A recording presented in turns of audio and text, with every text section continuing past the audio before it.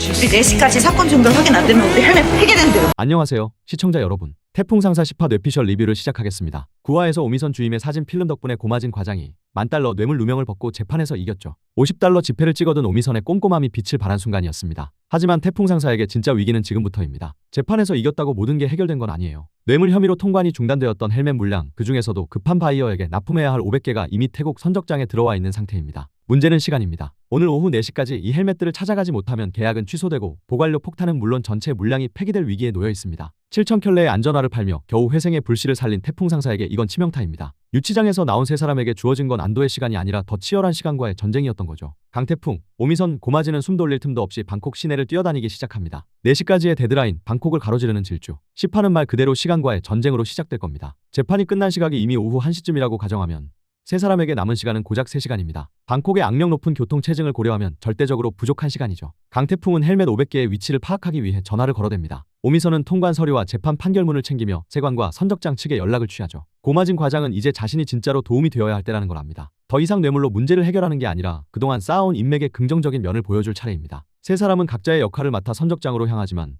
예상대로 방콕 시내는 꽉 막혀 있습니다. 시간은 오후 2시 30분. 강태풍이 결단을 내립니다. 여기서 툭툭이 타고 갑니다. 1시간 거리를 툭툭이로 달려야 하는 태풍. 땀범벅이 되어가며 달리는 그들의 모습에서 시청자들은 태풍 상사의 절박함을 온몸으로 느끼게 될 겁니다. 드디어 선적장에 도착했지만 또 다른 장애물이 기다립니다. 세관 담당자는 서류가 미비하다며 시간을 끕니다. 시계는 오후 3시 30분을 가리킵니다. 30분밖에 안 남았어요. 강태풍이 필사적으로 설득하려 하지만 담당자는 고개를 젓습니다. 이때 고마진 과장이 나섭니다. 강 사장님, 잠시만요. 제가 해결하겠습니다. 그의 목소리에는 이전과 다른 단호함이 묻어납니다. 고마진은 과거 자신이 알고 지내던 태국 물류 중개인에게 전화를 겁니다. 이 사람은 예전에 고마진에게 높은 수수료를 요구했던 인물일 수도 있습니다. 하지만 이번에는 다릅니다. 고마진은 돈이 아닌 진심으로 부탁합니다. 친구, 나 지금 정말 큰일 났어. 헬멧 500개를 4시까지 못 찾으면 우리 회사 망해. 내가 아는 선적장 책임자한테 좀 말해줘. 내가 한국 돌아가면 내가 좋아하는 한국 소주 10박스 보내줄게. 아니, 20박스. 고마진의 필사적인 진심이 통합니다. 중개인이 선적장 책임자에게 전화를 걸고 담당자의 태도가 바뀝니다. 시간은 3시 50분. 10분밖에 안 남았습니다. 지게차가 움직이고 드디어 헬멧 500개가 실린 팔레트가 나옵니다. 강태풍과 오미선이 안도의 한숨을 내쉬는 순간 고마지는 담당자에게 깊이 고개 숙여 인사합니다. 감사합니다. 정말 감사합니다. 이제 그는 뇌물이 아닌 신뢰로 일하는 진짜 상사맨이 된 겁니다. 니아캄 그룹의 신뢰, 정직이 만든 기적. 헬멧을 확보했지만 아직 끝이 아닙니다. 9화에서 강태풍은 니아캄 그룹과의 중요한 미팅을 포기하고 동료를 선택했죠.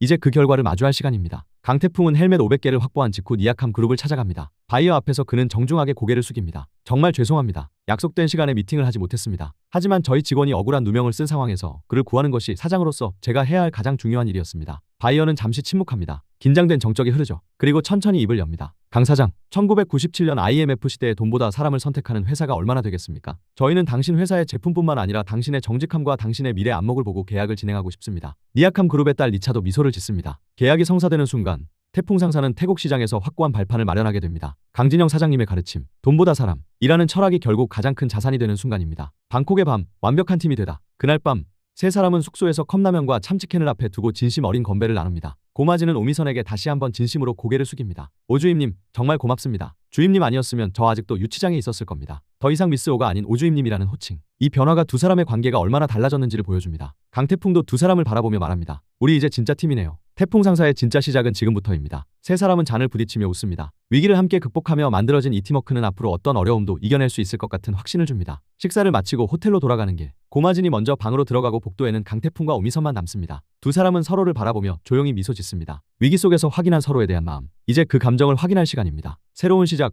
왕남모의 치킨집에서 다시 태어나는 태풍 상사. 무사히 태국 일정을 마치고 한국으로 돌아온 태풍 상사팀. 하지만 그들을 기다리는 건 편안한 사무실이 아닙니다. 여전히 태풍 상사는 재정적으로 불안정하고 제대로 된 사무실조차 없는 상황이죠. 이때 강태풍은 중요한 결정을 내립니다. 오랜 친구인 왕남모가 운영하던 치킨집을 인수하기로 한 겁니다. 왕남모는 아마도 사업이 어려워 가게를 정리하려던 참이었을 겁니다. 강태풍은 친구를 돕는 동시에 태풍 상사의 새로운 거점을 마련하는 일석이조의 선택을 한 거죠. 여기서 다시 시작합니다. 태풍 상사 2.0. 강태풍의 선언에 오미선과 고마진도 고개를 끄덕입니다. 치킨 냄새 가득한 공간에 책상을 들여놓고 헬멧과 안전화 샘플을 진열합니다. 어쩌면 어색하고 우스꽝스러워 보일 수 있는 이 공간이 태풍 상사의 새로운 본거지가 되는 겁니다. 이 설정이 왜 중요할까요? 1997년 IMF 시대, 대기업도 무너지던 시절의 작은 치킨집에서 무역회사를 운영한다는 건 보통 사람들의 악착 같은 생존기를 상징합니다. 화려한 사무실이 아니라 서민적인 공간에서 친구와의 의리를 지키며 다시 일어서는 강태풍의 모습은 시청자들에게 큰 울림을 줄 겁니다. 치킨집 한 구석에서 컴퓨터를 켜고 팩스를 확인하는 태풍 상사. 하지만 드라마는 여기서 안주하지 않을 겁니다. 표상선의 표현주는 여전히 태풍 상사를 무너뜨리려 호시탐탐 기회를 노리고 있고